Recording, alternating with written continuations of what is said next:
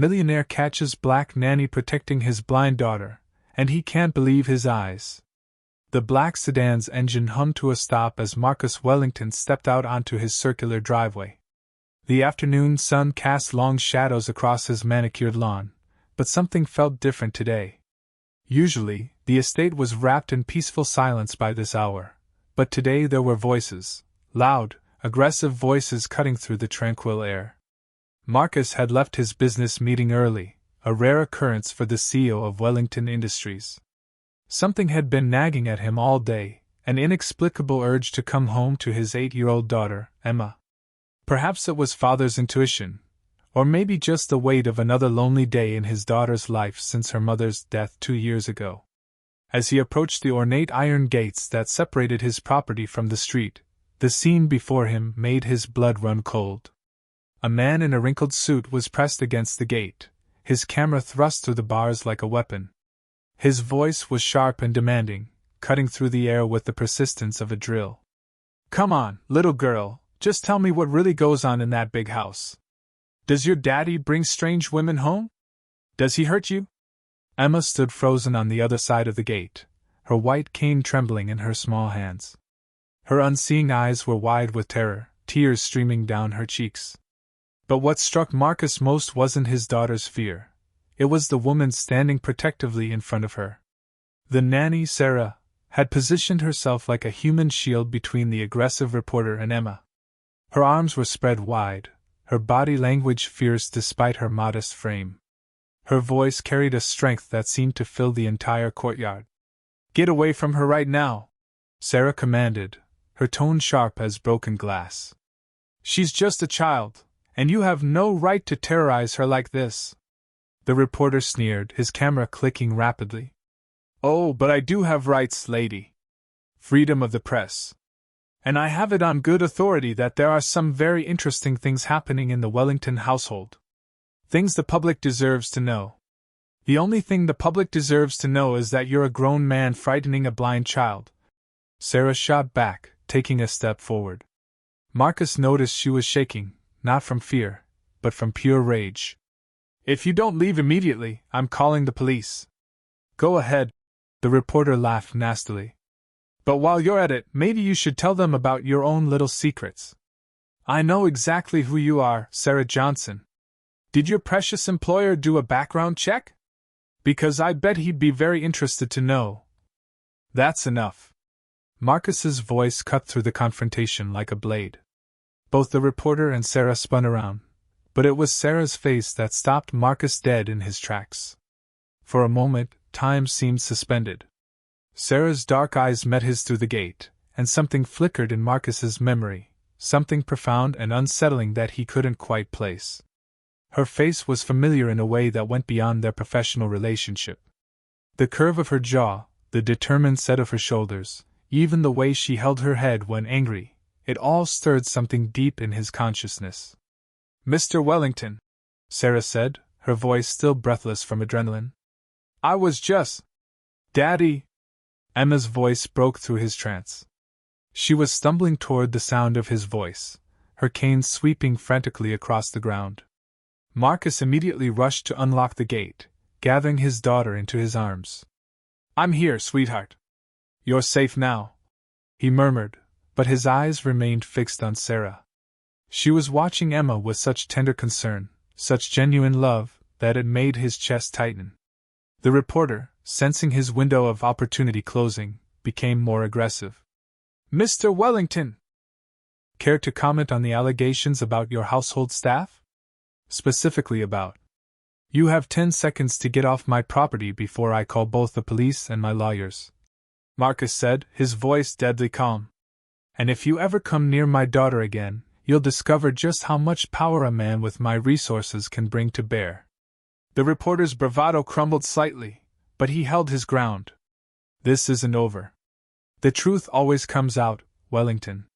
And when it does, I'll be there to report it." As the man finally retreated to his battered car, Marcus found himself studying Sarah's profile. She was kneeling beside Emma now, gently checking her for any signs of injury, her hands tender and practiced. The way she moved, the gentle murmur of her voice as she reassured Emma, It was all so familiar, yet he couldn't understand why. "Are you hurt anywhere, baby?" Sarah asked, her fingers carefully examining Emma's arms and hands. "Did he touch you?" Emma shook her head, pressing closer to Sarah. "I was so scared, Sarah. He kept asking me mean questions, and I didn't know what to say. But you protected me." "Of course I did," Sarah said softly, and Marcus caught the slight tremor in her voice. "That's what I'm here for."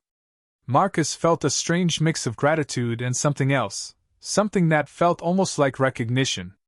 As they walked back toward the house, he found himself stealing glances at Sarah.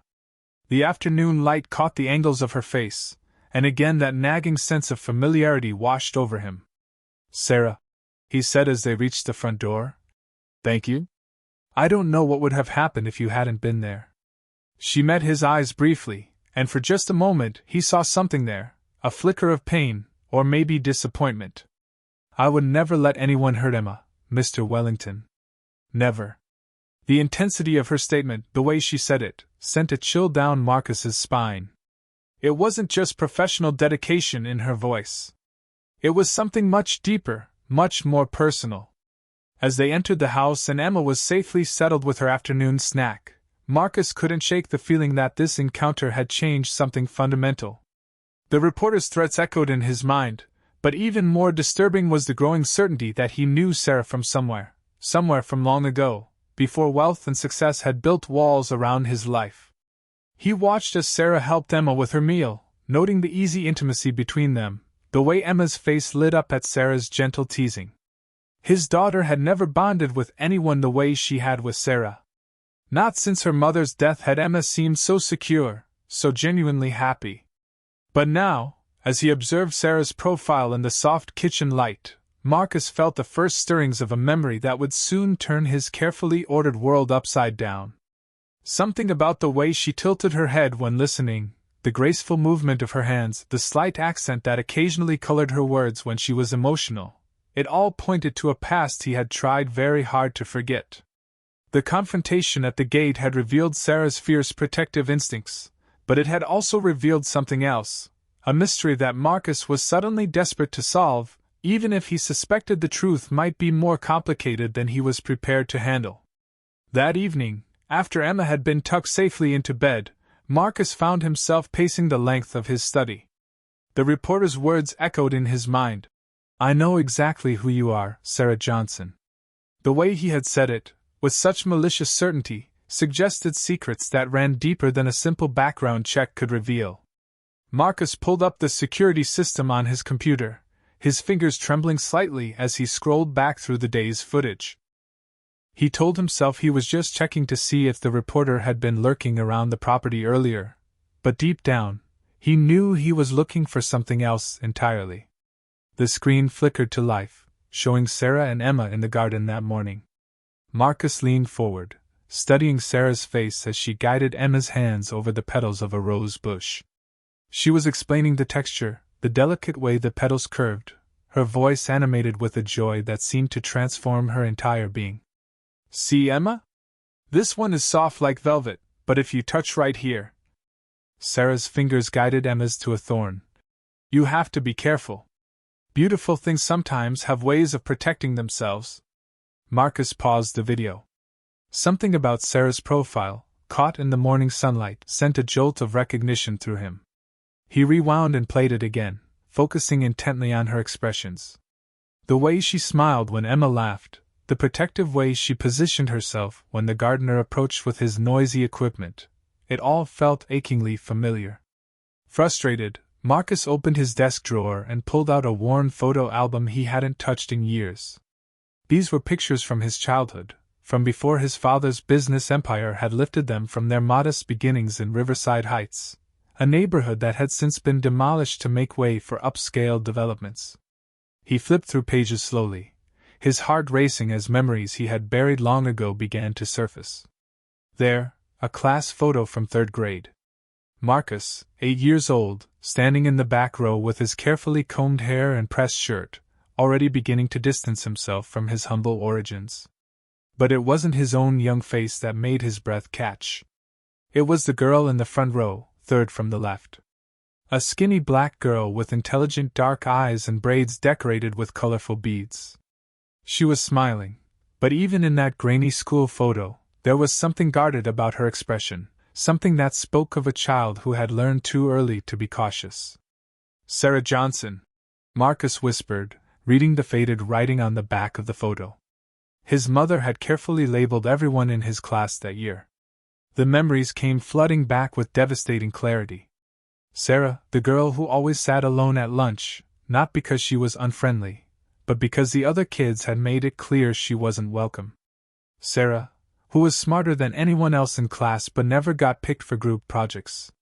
Sarah, who had defended him once when Tommy Martinez had stolen his lunch money, even though she barely knew him. Marcus's hand shook as he turned to another photo, this one from the neighborhood playground. He remembered the day it was taken. His mother had brought her camera to the park, wanting to document his last day playing with the neighborhood children, before they moved to their new house in the suburbs. There he was, standing with a group of white kids near the swings. And there, in the background, was Sarah, alone on the monkey bars. Even at 8 years old, the social divisions had been clear. The white kids played together, the black kids played together, and some, like Sarah, played alone. But the memory that hit him like a physical blow was from later that same day. He had been walking home when he heard shouting. A group of older kids, maybe 5th or 6th graders, had cornered Sarah near the old chain-link fence that separated the playground from the abandoned lot. "Your mama's just a cleaning lady," one of them had taunted. "My dad says your kind don't belong in this school anyway." Marcus had hidden behind a tree, watching as they pushed Sarah's books from her arms, watching as her carefully braided hair came undone during the scuffle. She hadn't cried, he remembered. Even as they called her names and threw her belongings in the dirt, she had stood there with quiet dignity, waiting for them to get bored and leave. And Marcus had done nothing. Absolutely nothing. He had stood behind that tree, his heart pounding with shame and fear, until the bullies finally wandered off. Then he had watched Sarah carefully gather her scattered books and papers, smoothing out the pages that had been crumpled. She had looked directly at the tree where he was hiding, and for a moment, their eyes had met. She had known he was there. She had known he had seen everything, and chosen to do nothing. The next week, Marcus's family had moved to Westfield Manor, and he had never seen Sarah again. Until now. Marcus closed the album with trembling hands and returned to the security footage. This time, when he looked at Sarah's face, he saw the same quiet strength, the same guarded intelligence that had characterized the 8-year-old girl who had endured so much with such dignity. But he also saw something else, something that made his chest tighten with a mixture of admiration and guilt. He saw a woman who had transformed herself completely, who had risen above the circumstances that had once defined her, only to end up caring for the child of the boy who had failed her when she needed someone to stand up for her most. The irony was devastating. The woman his daughter trusted more than anyone else in the world, the woman who had just risked her own safety to protect Emma, was the same girl he had abandoned to face her bullies alone all those years ago. Marcus stared at the frozen image on his computer screen, Sarah's face captured mid-laugh as she played with Emma. Tomorrow, he would have to face her, knowing what he now knew. He would have to look into those same eyes that had once silently pleaded for just one person to stand up for her, and somehow find a way to bridge the gap between the coward he had been and the man he hoped he could become. The next morning arrived with an uncomfortable tension that seemed to permeate every corner of the Wellington mansion. Marcus had barely slept, tossing and turning as childhood memories battled with present-day guilt. He found himself rehearsing conversations, trying to find the right words to bridge a gap that had been 20 years in the making. Sarah arrived at precisely 8 o'clock, as she had every morning for the past 6 months. But today, Marcus was waiting for her in the kitchen, coffee growing cold in his hands as he watched her hang up her coat with the same quiet efficiency she brought to everything she did. "Good morning, Mr. Wellington," Sarah said, her voice carefully neutral. "Emma's already asking for her morning story. Should I?" "Actually, Sarah, I was hoping we could talk first." Marcus's voice came out rougher than he intended. Before Emma wakes up fully. Something in his tone made Sarah pause, her hand still on the coat closet door. She turned slowly, and Marcus saw a flicker of wariness cross her features, the same guarded expression he remembered from that 8-year-old girl in the playground. Is this about yesterday? About the reporter? She asked carefully. Because I want you to know that I would never do anything to put Emma at risk. Whatever he was implying. It's not about that. Marcus interrupted, then caught himself. Maybe it was about that, in a way. Sarah, I need to ask you something, and I need you to be honest with me. The silence stretched between them, heavy with unspoken tension. Sarah moved to the kitchen island, her hands gripping the granite countertop as if anchoring herself. Did you grow up in Riverside Heights? Marcus asked finally. The question hung in the air like a challenge. Sarah's knuckles went white against the dark stone, and for a long moment she didn't respond. When she finally spoke, her voice was barely above a whisper. Why are you asking me that? Because I think I knew you, Marcus said, his heart hammering against his ribs. I think we went to school together. Roosevelt Elementary. Sarah's laugh was sharp and bitter. Knew me? Is that what you call it? The confirmation hit Marcus like a physical blow, even though he had been expecting it. Sarah, I don't. She held up a hand, her eyes blazing with an anger that had been simmering for decades. Don't you dare stand there and pretend we were childhood friends or something. You didn't know me, Marcus Wellington. You saw me, and you looked away. The use of his first name, spoken with such venom, made Marcus flinch. In all the months she had worked for him, Sarah had never once dropped the formal barrier of Mr. Wellington. You remember, he said quietly. Oh, I remember everything, Sarah said, pushing away from the counter. I remember sitting alone at lunch while you laughed with your friends. I remember being the only kid in class who never got picked for teams. I remember my mother working 3 jobs just to keep us in that apartment, including cleaning houses in your new neighborhood after you moved away. Marcus felt each word like a lash. Sarah, I was 8 years old. And I was 8 years old too. She snapped. But somehow I found the courage to defend you when Tommy Martinez was picking on you. Somehow I managed to stand up for someone else, even when no one ever stood up for me.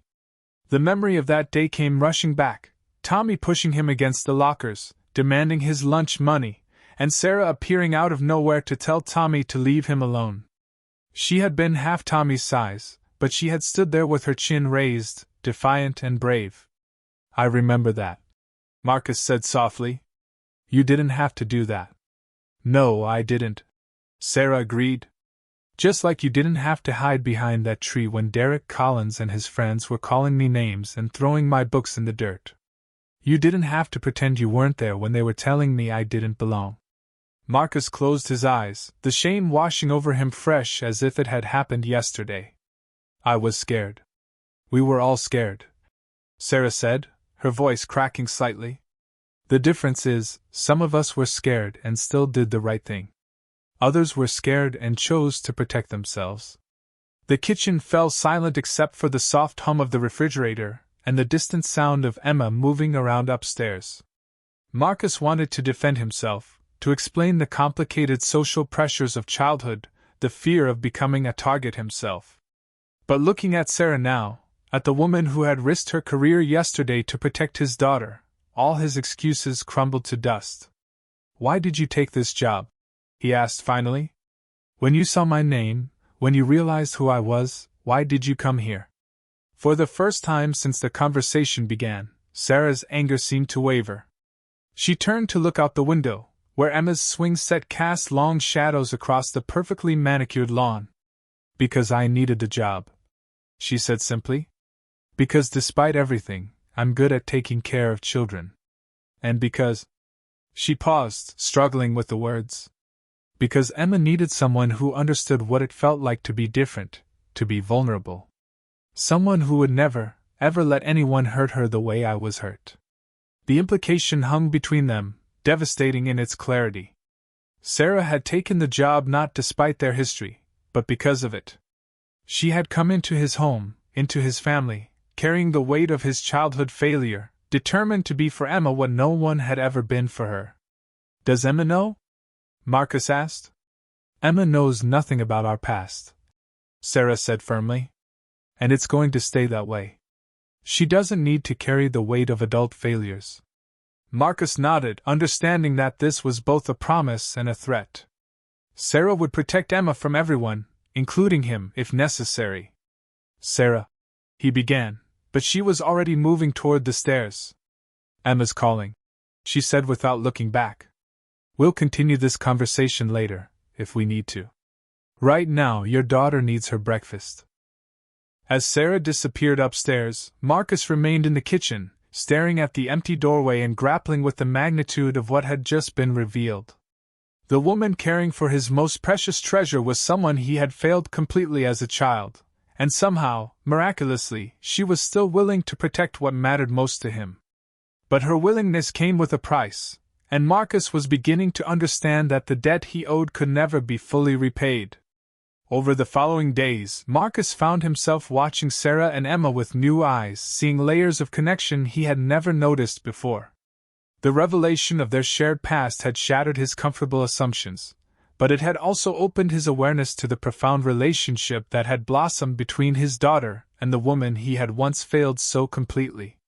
It was Tuesday afternoon when Marcus decided to work from his home office, ostensibly to catch up on contracts, but really to observe the daily rhythms of Emma's world. What he witnessed through his office window made him understand just how much he had been missing. Sarah and Emma were in the garden, sitting cross-legged on a blanket beneath the old oak tree. Emma's fingers were buried in a small pot of soil, her face lit with concentration as Sarah guided her through planting flower seeds. "Now feel right here," Sarah was saying, her hand gently directing Emma's. "The soil is different temperatures in different spots. This part is cooler, that means it stays damp longer. The seeds will be happy here." Emma's face broke into a radiant smile. "It feels like chocolate cake mix. But cleaner." Sarah laughed, a sound so genuine and joyful that Marcus felt his chest tighten. "That's exactly right. And when these flowers bloom, they'll be purple like deep twilight." "Tell me about purple again," Emma said, settling back against Sarah's shoulder with the easy intimacy of complete trust. "Purple is the feeling you get when your favorite song plays," Sarah said, her voice taking on the dreamy quality she always used when helping Emma understand colors. "It's the taste of grape juice mixed with the smell of your daddy's cologne. It's the sound of rain on the roof when you're cozy inside." Marcus watched, transfixed, as Emma's face transformed with understanding. Her mother had tried to explain colors too, but never with such poetic precision, never with such intuitive connection to Emma's world of enhanced senses. "Sarah," Emma said suddenly, her voice dropping to the conspiratorial whisper children use for important secrets. "Sometimes I dream in colors now. Is that weird?" "Not weird at all, baby," Sarah replied, stroking Emma's hair. "Dreams don't follow the same rules as the waking world." "What colors do you dream?" "Yesterday I dreamed in yellow," Emma said, her fingers still playing in the soil. "It was warm and bright, and it felt like being hugged by sunshine." Through his window, Marcus saw Sarah's expression change subtly. There was something almost maternal in the way she looked at Emma, a fierce protectiveness mixed with such tender love that it made his throat tight with emotion. "That sounds like a beautiful dream," Sarah said softly. "Your mama used to tell me that people who can't see with their eyes often see with their hearts instead. And hearts see the most important things of all." Marcus froze. Sarah had never mentioned knowing Emma's mother. In all the interviews, all the careful background checks, there had been no indication of any previous connection to his family. "You knew my mama?" Emma's voice was breathless with excitement. "I cleaned the office building where she worked," Sarah explained gently. "She was always kind to me. Always said please and thank you, always asked about my day. Some people look right through cleaning staff, but your mama saw me as a person." The memory came rushing back to Marcus with devastating clarity. Helen had mentioned the night janitor at her firm several times, a young black woman who was putting herself through college, who Helen had grown fond of. Helen had even brought home stories about their conversations, about the woman's dreams of working with children someday. She told me she had a little girl who was special, Sarah continued, her voice thick with emotion. She said her daughter saw the world differently than other people, but that it made her see more, not less. She was so proud of you, Emma. Emma was crying now, but they were tears of joy, not sadness. She talked about me? All the time, Sarah said, holding Emma closer. She said you were the bravest person she knew. She said you taught her that there are a million ways to experience beauty, and that your way was just as perfect as anyone else's. Marcus felt something break open in his chest. Helen had been gone for 2 years now, and Emma rarely spoke about her anymore. But here was Sarah, carrying forward Helen's love in ways that went far beyond professional duty. Sarah? Emma's voice was small now, vulnerable. Sometimes I forget what Mama's voice sounded like. Does that make me bad? Oh, sweetheart, no, Sarah said fiercely. It makes you human. But you know what? Every time you laugh, every time you're brave, every time you're kind to someone who needs it, that's your Mama's voice, living right inside you. Marcus wiped his eyes, not caring that he was crying. He was beginning to understand that Sarah hadn't just taken a job as Emma's caregiver. She had taken on the role of keeper of memories, bridge between past and present, guardian of his daughter's emotional world in ways he had never even considered. That evening, after Emma was asleep, Marcus found Sarah cleaning up the day's art supplies in the playroom. She looked up when he entered, her expression guarded. You knew Helen, he said quietly. Sarah nodded. She was a good woman. She deserved better than losing her life so young. Why didn't you tell me? Because it wasn't about you, Sarah said simply. It was about Emma needing someone who understood her mother's love for her. Someone who could help her remember that she was cherished. Marcus sank into one of Emma's tiny chairs, feeling the full weight of how much he had missed, how much he had failed to see. She talks to you in ways she's never talked to me. She talks to you too, Sarah said gently. You just need to learn how to listen. 3 days after Marcus's revelation about Sarah and Helen's connection, the fragile peace of the Wellington household was shattered by an unexpected visitor. Marcus was reviewing quarterly reports in his study when Mrs. Henderson, the housekeeper, knocked urgently on his door. Mr. Wellington, that reporter is back, she said, her voice tight with concern. And this time he's not alone. Marcus's blood ran cold. He rushed to the front window and saw not just the disheveled reporter from before, but a camera crew setting up on the public sidewalk just beyond his property line. The reporter, Marcus had learned his name was Rick Dauber, was gesticulating wildly as he spoke into a microphone, clearly preparing for a live broadcast. Where are Sarah and Emma? Marcus demanded. In the music room, Mrs. Henderson replied. Sarah's teaching Emma piano. They don't know what's happening yet. Marcus's mind raced. Whatever Dauber was planning, it was clearly bigger than his previous harassment. The presence of a full camera crew suggested he thought he had a story significant enough for television coverage. Call security, Marcus instructed. And my lawyers? Now. But before Mrs. Henderson could reach the phone, the doorbell rang with aggressive persistence. Marcus yanked open the door to find Dauber standing on his steps, a cameraman behind him rolling footage. Mr. Wellington! Dauber's voice was sharp with triumph. Care to comment on the explosive allegations about your employee Sarah Johnson? Our investigation has uncovered some very interesting information about her past. Get off my property, Marcus said coldly, but Dauber pressed forward. Did you know that Sarah Johnson was arrested for theft when she was 16? That she served time in juvenile detention? That she has connections to some very unsavory people from her old neighborhood?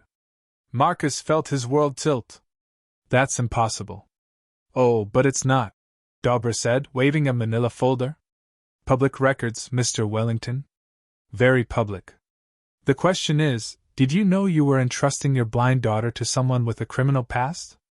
Before Marcus could respond, Sarah appeared behind him. She must have heard the commotion from the music room. Her face had gone ashen, but her spine was straight as steel. "You lying piece of garbage," she said, her voice cutting through Dauber's theatrical presentation. Dauber's eyes lit up with malicious glee. "Sarah Johnson. Perfect timing. Would you like to tell Mr. Wellington the truth about your arrest? About why you really left Riverside Heights? Turn off that camera," Sarah demanded, stepping forward. "This is a public sidewalk, and this is a matter of public interest." Dauber shot back. "The people deserve to know what kind of person is caring for vulnerable children in wealthy households." Marcus saw Sarah's hands trembling, but her voice remained steady. "You want the truth? Fine. Let's tell the whole truth." She looked directly into the camera, her chin raised with the same defiant dignity Marcus remembered from childhood. "My name is Sarah Johnson, and yes, I was arrested when I was 16 years old. I was arrested for stealing baby formula and diapers from a grocery store." Dauber's grin widened, but Sarah wasn't finished.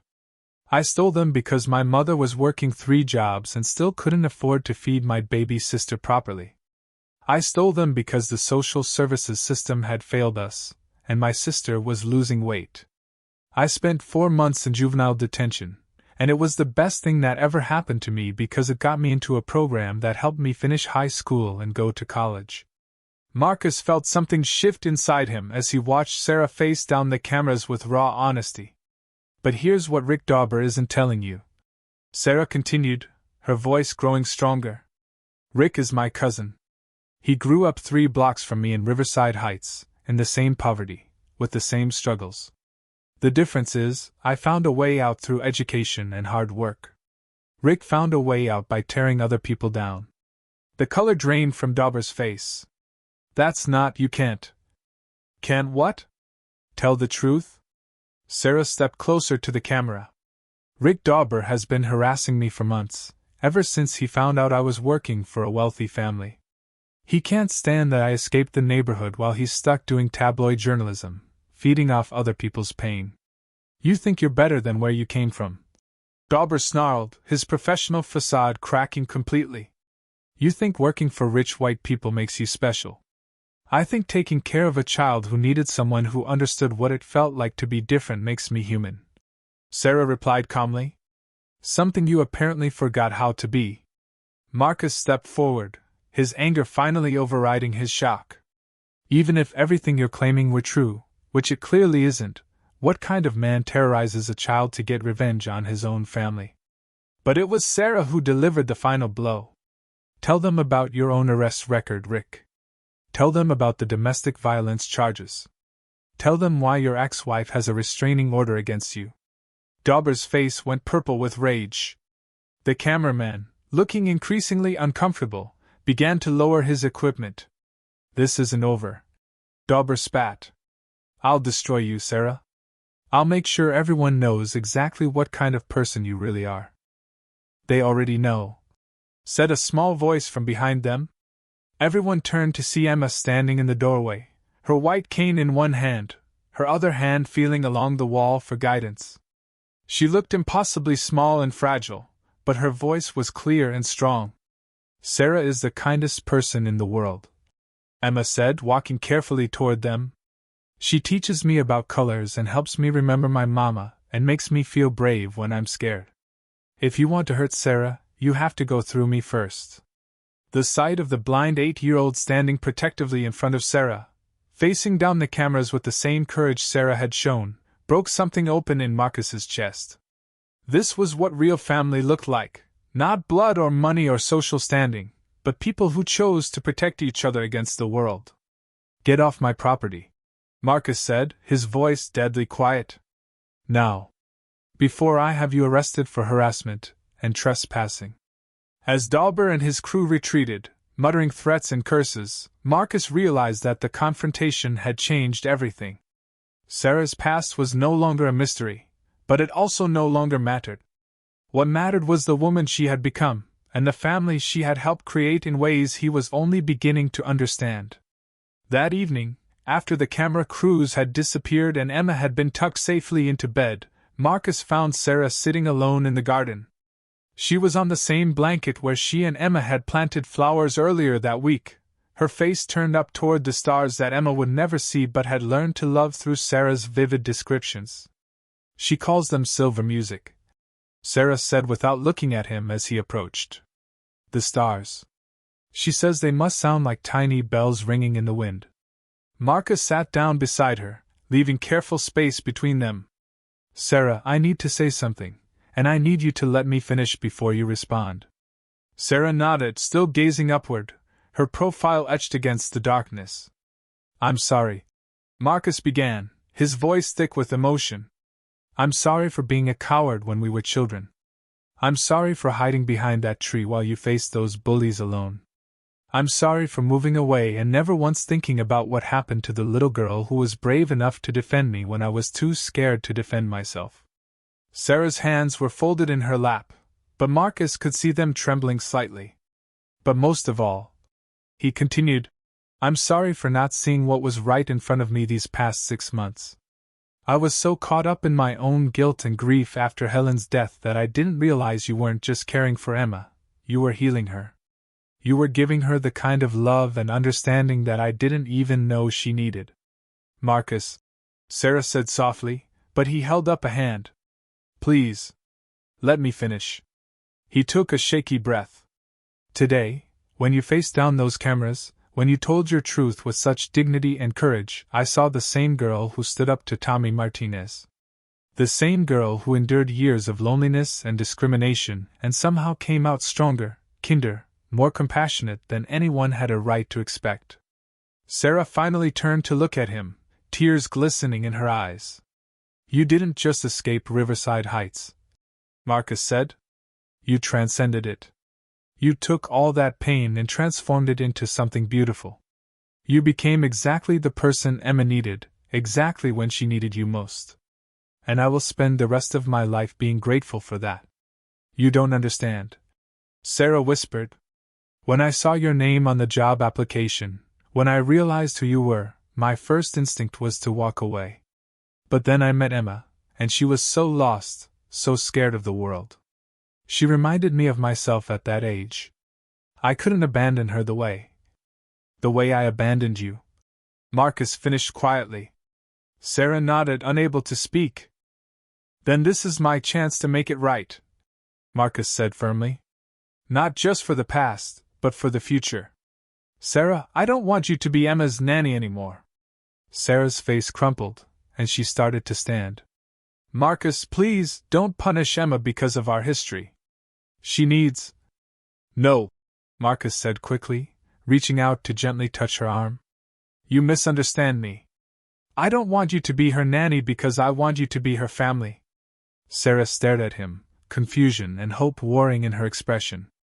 Emma loves you more than anyone in this world, Marcus said. You know her better than I do. You understand her needs in ways I'm still learning. And after watching you face down Rick's cameras today, after seeing you choose honesty over self-protection, I know there's no one else I would trust with my daughter's life.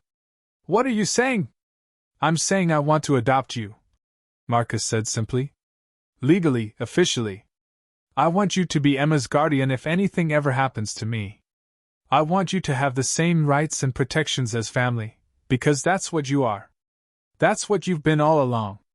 Sarah was crying openly now, her hands pressed to her face. And I'm saying that the scared little boy who hid behind that tree 30 years ago is gone, Marcus continued.